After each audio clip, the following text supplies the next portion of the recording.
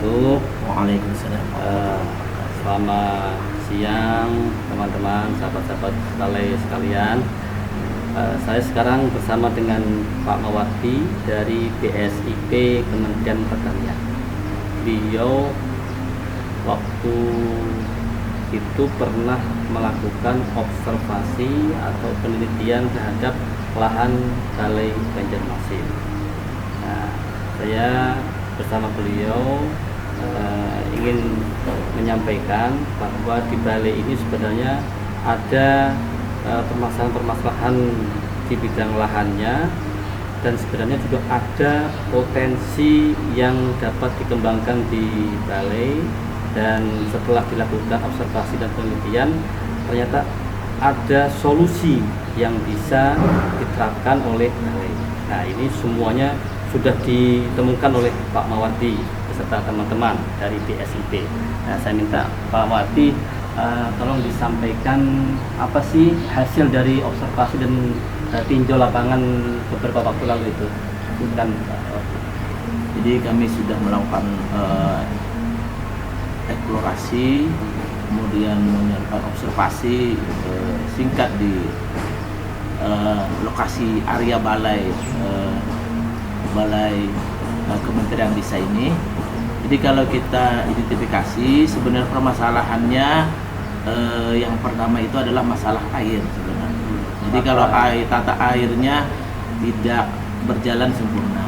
Jadi mulai dari inletnya itu tidak ada inletnya. Nah, jadi inletnya tidak ada, kemudian saluran interkoneksi antar kolam, kemudian antar lahan juga tidak ada. Nah, kemudian yang kedua, embung juga ada sebenarnya, tapi embungnya untuk air hujan. Nah, kemudian yang ketiga, kalau kita ke belakang lagi, di sana juga outletnya juga tidak ada.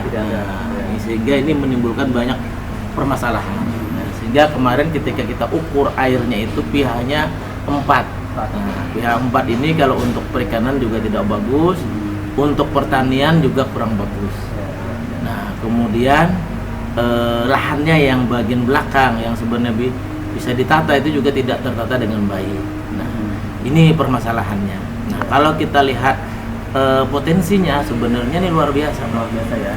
Potensinya pertama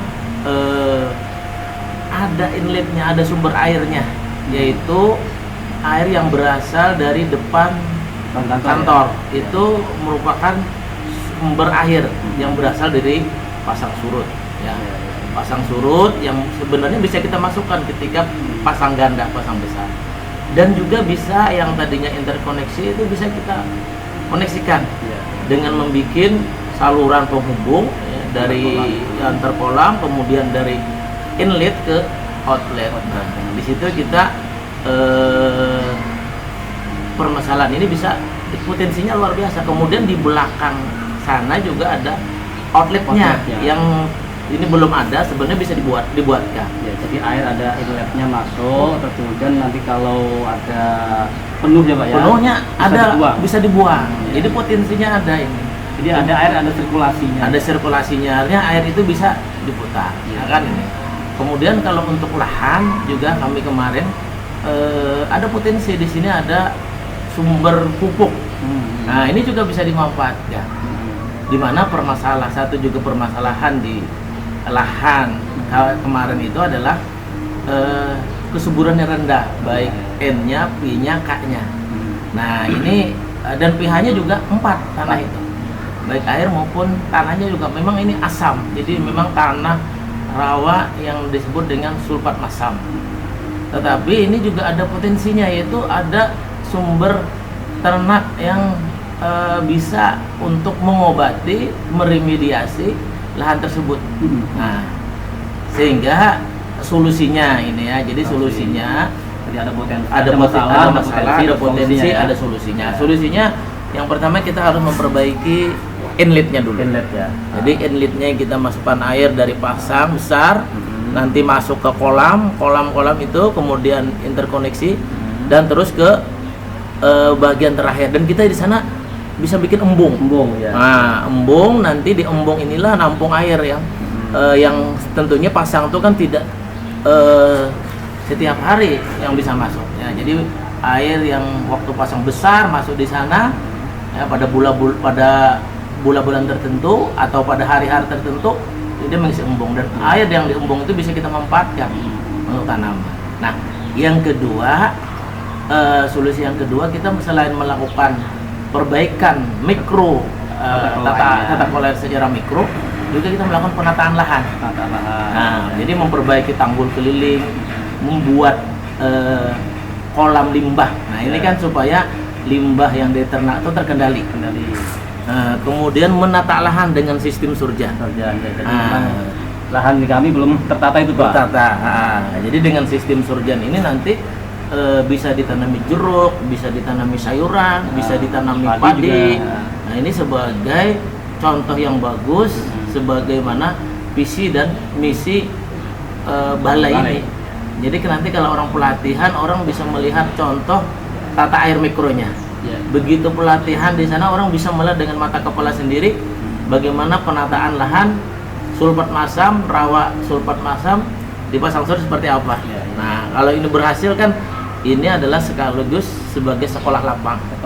Sekolah lapang atau hiburan bagi teman-teman yang habis di ruangan langsung rekreasi sekaligus belajar di lapangan. Nah, bagaimana menata yang tadinya lahannya tidak potensial menjadi lahan yang potensial, menjadi lahan yang produktif. Nah, jadi bisa menghasilkan jeruk, bisa menghasilkan padi, bisa menghasilkan sayuran. Nah, ini tentu kita tahapannya nanti membuat tanggul keliling, menata lahan, kemudian membuat jalan usaha tani, membuat saluran. Nah, dan yang paling penting tadi ada inlet outletnya berfungsi. Jadi permasalahannya ada sekarang, potensinya ada, dan solusinya ada. Dan insya Allah ini akan menjadi balai yang benar-benar menjadi balai edukasi. Contoh, jadi contoh yang bagi balai lain permasalahan bisa diselesaikan.